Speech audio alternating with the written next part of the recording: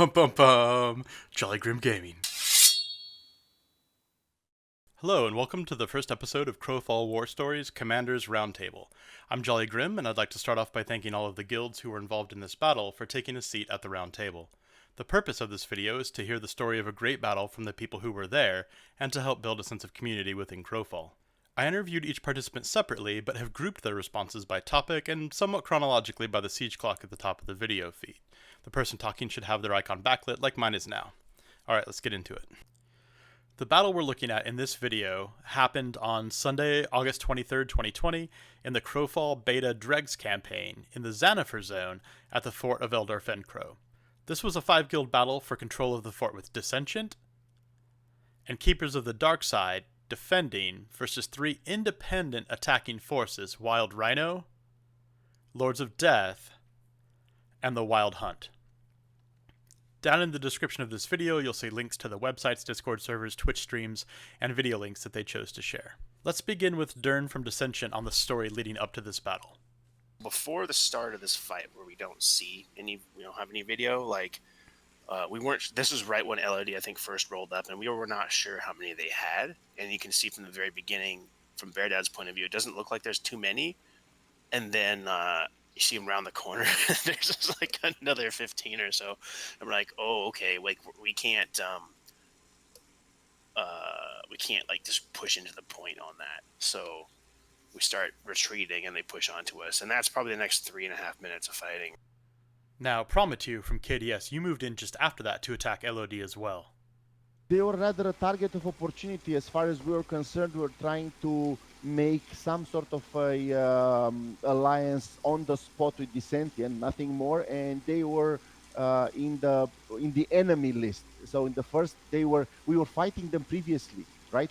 So the fight that you see in those 5 minutes with El-dar is the second fight. They were there for a long time, and we didn't manage to push them out together with Dissentient. They kept their ground there. They were originally Lords of Death. El-dar was the biggest target. So, you know, if I'm thinking strategically here, who do I want to kick harder? Who do I want to, trim down so it's easier to kill? That was the biggest target in the start of the fight.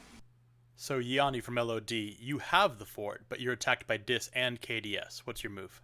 Yeah, so we had it like half capped, but then we saw DIS coming up, so we pushed them.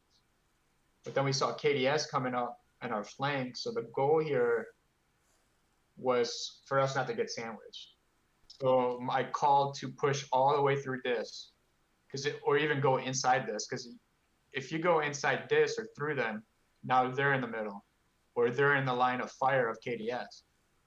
So KDS has 2 choices: either to hit DIS while we're in this middle of them and they take damage, or they try to go around as we go through DIS, which is pretty much what they did. So the call then was to actually push KDS, but little did we know fucking Earth was coming.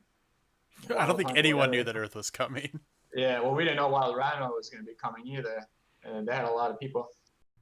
Okay, so speaking of Wild Hunt showing up, Communist Puppy, you were leading the Wild Hunt that crashed into this massive brawl. I found it interesting that your team used charge and force mage pushes that actually moved Wild Rhino off the objective for a time. So there definitely was force mage there, and it kind of ties back into the randomness of Wild Hunt.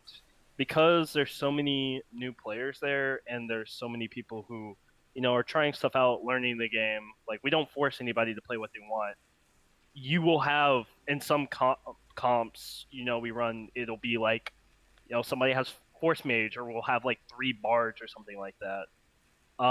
But I do really think that abilities, like, especially on Centaur, Pit Fighter, Wild Charge is going to be a high tier ability, because you can jump in, push their front line towards your front line, disrupt their back line. It gives you so many options just to cause chaos. And because the class is so strong, I think a lot more guilds right now, especially bigger guilds, will start transitioning some of their tanks over to it, because it lets you be this big like problem in the back line. It forces big groups, especially DPS, to turn around and deal damage to you and turn around and have to deal with you. And if you're playing Centaur, you have 3 leaps. You jump in with your leap, cause chaos, you can jump back out. You can jump back, and it just gives you so much more mobility and like ways to break up those blobs and really force people to make a really quick decision, which a lot of time is going to be the wrong decision. Now, Dern, when you see the Wild Hunt charge up that ramp, you disengage and move around to the front of the fort, and it looks like you're really thinking about what your angle of attack should be. Yeah, that's pretty accurate there. We sat there for a moment, trying to think about what to do, and basically just let their enemies whittle each other down. We weren't sure totally how many parties were there, and ultimately decided to go in and take our shot with the clock ticking down. So, Elixor from Wild Rhino, your team moves into the center of the fort at the 4-minute mark on the siege clock, and about 10 seconds later, Wild Hunt charges up the ramp to join you. Wild Rhino holds the fort for an impressive 4 minutes, and it was fun listening to your comms with everyone yelling, "Hold the fort" in French. So let's check that out, and then we'll talk about what the game plan was to hold that.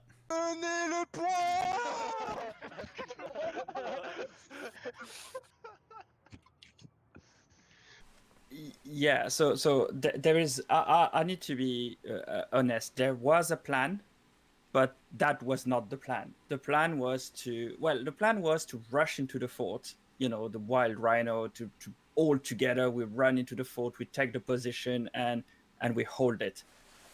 What we did not know is that there was the Earth and all the other things that were arriving. Now, the fact that we arrived 10 seconds before Earth was completely random, I have to admit here. And I think what Earth was doing was, I think they had the exact same idea as we did. But because we took the position 10 seconds before, that's when everything unfolded for us in a positive way, I guess. We had a comp to the roster we put together was on purpose to hold. So we would not have been good at trying to take the fort if we were not in the center. Well, it looks like this was a great battle and well fought all around. What were some lessons coming away from this fight? So in situations where it's open field and we can have, like a group of 5 slayers hitting your back line, but you have to deal with the pit fighter that's jumping in on you. But you also have an archer who is sitting like 60 meters away DPSing you. Those chaotic situations where maybe a larger guild, they're more organized, but there's so many chaotic factors there, and you can't control them because you're not in a tiny fort. That's where they start to break down. And that's where, like, a lot of the Wild Hunt fights that we've won have been in those field fights where it's crazy chaos, and we can really pick apart a lot of the more organized guilds, even if we have smaller numbers. Yeah, I hear what you're saying. It's actually really interesting. There's this dynamic called centralized control and decentralized execution in military war theory. And it says that having centralized control gives you a strength because everyone's moving in the same direction and has similar objectives. But decentralized execution is a strength because it's more flexible in the battlefield to changing battlefield environments. Yeah, so it's kind of a lot like what you're talking about, that centralized control, decentralized execution dynamic. Actually, 100%. We thought, what if there was something we could actually hold and then be the first one on the spot and hold it? Now, we did not expect 4 minutes. We really felt we arrived way too early, but it did hold, and that's thanks to healing and tanking kind of comp. For me and most of the Wild Rhinos, that was probably the best fight we ever had on Crowfall, and that was an amazing experience for us. So, just for anyone who hasn't played Crowfall, first, I said this is by far the best PvP experience I had for a long time, and I've played loads of PvP game with the Wild Rhinos, and this was a lot of fun for us the first campaign, and this fight specifically was just awesome. It just had everything that was what was for us what Crowfall is about. The Wild Hunt guys, after they died, they're actually cheering you on to hold it against the other guys. I think this is great with Crowfall, by the way. It's that we are enemies, but you kind of have friends as well, in a way. What I really enjoy with the time to kill is that there is a time to kill that is quite long. And I generally enjoy this because it gives a chance to reorganize, reform, change the strategy on the spot, something that you think maybe lost in the first few seconds or first 30 seconds, maybe actually something you can win because you manage to somehow push sideways through the back line, or you manage to do something that gives you this extra bits that turn the battle. Honestly, I'm a fan of Time to Kill because I think it promotes team play. It promotes that you're working around your cooldowns. I'd actually like to see AoE caps on some damage abilities go up, maybe on certain classes. So we know that they can do it. They can make it so, like, instead of 5 people get hit by something, more people get hit by something. I'd like to see more AoEs, basically. Not like Emitter. Emitter obviously dominates right now, but it's too strong for how easy it is to get off, and basically makes the healing side meta really boring because everyone has to run Field Surgeon. Even healing builds that don't really benefit from Field Surgeon because you have to have Purge. The group has Emitter on it, like it doesn't get purged, like you lose. I think Stormcaller is probably one of the most overtuned classes in the game and is actually killing a lot of the PvP meta, especially as a tank player. All right, apart from PvP meta balance, is there anything else that would significantly benefit Crowfall? Free city building, like we had in Shadowban. We have that in Crowfall today in Eternal Kingdoms. Mm-hmm. But we don't have that in the Dregs. The Dregs are predefined keeps. What we want is free city building. And I watched a couple of their developer videos, so I know that they have sockets that they can rotate. Mm-hmm. So maybe if you made the walls customizable within those sockets, they could do something like that in the future. I'm looking forward to let the crows fly. Doesn't matter to whom they belong, right? What can I say? Lots of energy because you did set up a really great endeavor here. So I'm happy you're doing it. And that wraps up our first Commanders Roundtable. Huge thank you again to the guilds for participating. If you enjoyed this massive undertaking, please hit like. And if you'd like to see more content like this in the future, please subscribe and ring the bell to help the channel grow.